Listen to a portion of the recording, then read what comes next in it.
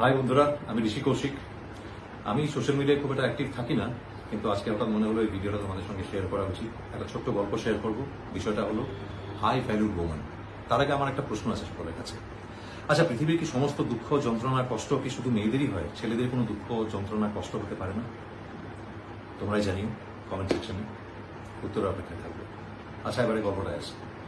একটা ছেলে আর একটা মেয়ের বিয়ে হয়, কিন্তু বিয়ের আগেই যখন আলাপ হয় ছেলেটি প্রথম থেকেই বুঝতে পারে যে মেয়েটির সঙ্গে তার আকাশ পাতাল ফারাক মানসিকতার। ছেলেটি যেরকম নিজে একটা সাদাসিধে লাইফস্টাইল লিড করে, মেয়েটি কিন্তু একটু উড়নচণ্ডী, একটু বেপরোয়া, তার চালচলন পছন্দ ছিল না। ওই জন্য সে প্রথমেই রিলেশনে যেতে চায় না, কিন্তু মেয়েটি তাকে ইনসিস্ট করে রিলেশন থাকার জন্য। তারপরে যখন তাদের বিভিন্নভাবে ব্রেকআপও হয়, মেয়েটি সবসময় তাকে মানিয়ে গুছিয়ে আবার তার কাছে আসার চেষ্টা করে, যা বলে যে আমি নিজেকে বদলে নেব। এবার তোমরা ভাববে যে একজনকে বদলে নিয়ে রিলেশনে রাখা কি ঠিক? একদমই ঠিক নয়। ছেলেটি কিন্তু চাইনি সেটা করতে, বরঞ্চ মেয়েটি বিভিন্নভাবে কথা দিয়ে ফলস প্রমিস করে যে আমি নিজেকে বদলে নেব, আমি নিজেকে শুধরে নেব, এইসব কথা বলে সে ছেলেটির সঙ্গে রিলেশনটা কন্টিনিউ করে। ছেলেটি কিন্তু বলেছিল যে এরকমভাবে আমাদের বিয়ে হওয়া ঠিক হবে না, লেটস পার্ট আওয়ার ওয়েজ।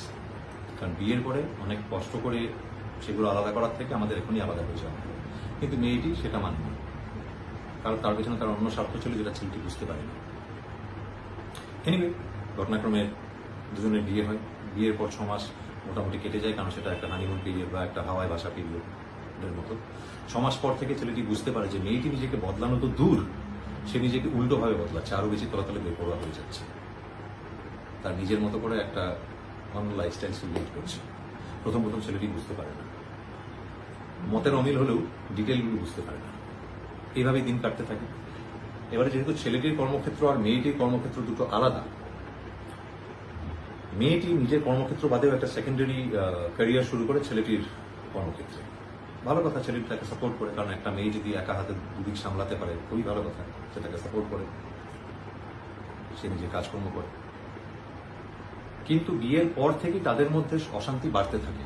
কথায় কথায় মেয়েটির ছেলেটির সঙ্গে করা দুর্ব্যবহার, বন্ধ ঘরের মধ্যে, আমি বলছি বন্ধ ঘরের মধ্যে তার দুর্ব্যবহার। ছেলেটি কিন্তু তাও দাঁতে দাঁত চেপে সহ্য করে হাসি হাসি মুখে নিজে কাজ করে যায়, সংসার বাঁচাবার চেষ্টা করে। কারণ যে কোনো মধ্যবিত্ত বাড়ির ছেলে বা মেয়ে কিন্তু সংসার শুরু করে চট করে ভাঙার কথা কেউ ভাবে না, ছেলেটিও ভাবে না। সেও সময় দিয়েছে মেয়েটাকে, কিন্তু মানুষের সময় দেওয়ার একটা সময় থাকে, তো একটা সীমা থাকে, ধৈর্যেরও একটা সীমা থাকে। কথায় কথায় ছোটখাটো কথায় খালি ঝগড়া করা, নিজের এস্টাবলিশমেন্ট নিয়ে ছেলেটাকে বোস্ট করা যে আমি এই করেছি, আমি এই চাকরি করি, ওই করি। ভালো কথা, ছেলেটি মেয়েটাকে কিন্তু অ্যাপ্রিসিয়েট করে যে তুমি নিজের কর্মক্ষেত্রে নিজেই এরকম এস্টাবলিশ, এটা খুব ভালো কথা। কিন্তু সংসার তো এইভাবে হয় না। কিন্তু মেয়েটি সংসারও চায় অবশ্য, আর তার সঙ্গে সঙ্গে তার নিজস্ব বেপরোয়া লাইফস্টাইলটাও লিড করা চায়।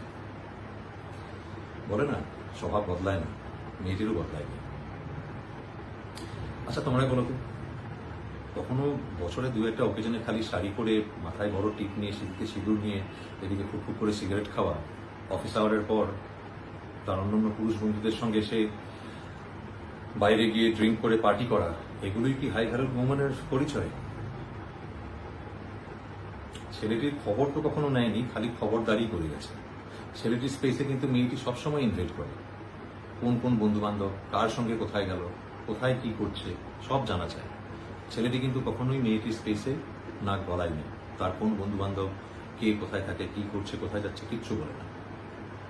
মনে মনে খারাপ লাগলেও কিছু বলে না, কারণ তাতে সংসার অশান্তি বাড়ত, আর ছেলেটা অশান্তি চাইত না। সে বছরের পর বছর এরকম যন্ত্রণা বুকের মধ্যে নিয়ে কিন্তু হাসি হাসি মুখে কাজ করে গেছে, নিজের সংসারটা বাঁচাবার চেষ্টা করে গেছে। আর তার সুবিধা কিন্তু মেয়েটি দিনের পর দিন নিয়ে গেছে।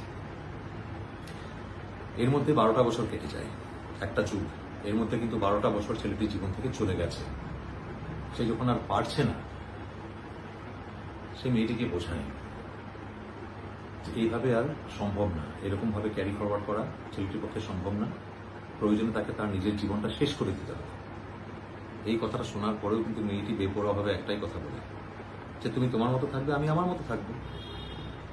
এটাই কি হাই ভ্যালুড ওম্যানের পরিচয়? তোমরাই বলো। মেয়েটি সংসার ছেড়ে যেতে চায় না, কারণ তার ইকোনমিক লায়াবিলিটি বেড়ে যাবে।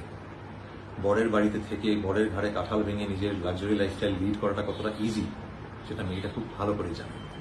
এটা যে কোনো সাধারণ বুদ্ধিমান মানুষ নিজেই বুঝতে পারবে বাস্তবটা কি। কথায় কথায় ছেলেটিকে খবরদারি করা, ছেলেটির উপরে স্টপ করা, কোথায় যাচ্ছে কি করছে, অথচ নিজেই নিজের মতো করে একটা লাইফস্টাইল লিড করছে। এইভাবে তো কোনো সংসার হতে পারে না।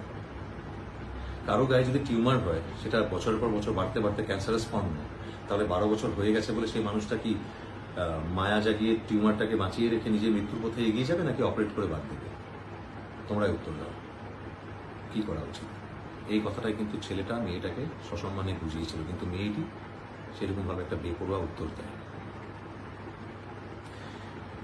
নিজেই একটা হাই স্যালারির পোস্টে চাকরি করার পরেও সেই টাকায় নিজের লাক্সারিয়াস লাইফস্টাইল লিড করা, নিয়মিত দামি দামি শপিং করা, দামি মেকআপ, ব্র্যান্ডেড জামা কাপড়, লাক্সারিয়াস জিমে গিয়ে মেম্বারশিপ নিয়ে নিজের লাক্সারি লাইফস্টাইল লোককে দেখানো, এগুলোই কি হাই ভ্যালু ওম্যানের পরিচয়?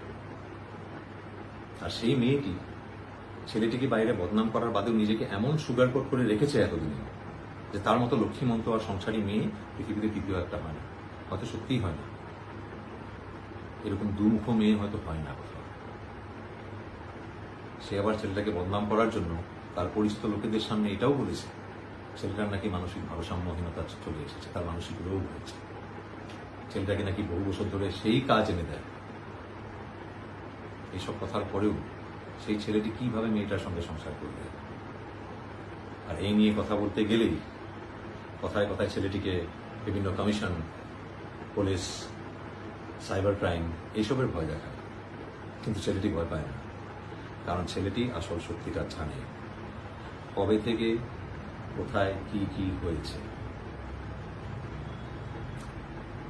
এবারে তোমরা শেষ অব্দি ভিডিওটা দেখলে, সবটাই বুঝতে পারলে। তোমাদের অসংখ্য ধন্যবাদ ধৈর্য ধরে পুরো ভিডিওটা দেখার জন্য। তোমাদের মতামত জানিও কমেন্ট সেকশনে, আমি সেই অপেক্ষায় থাকবো। সকলে খুব ভালো থেকো, বাই বাই।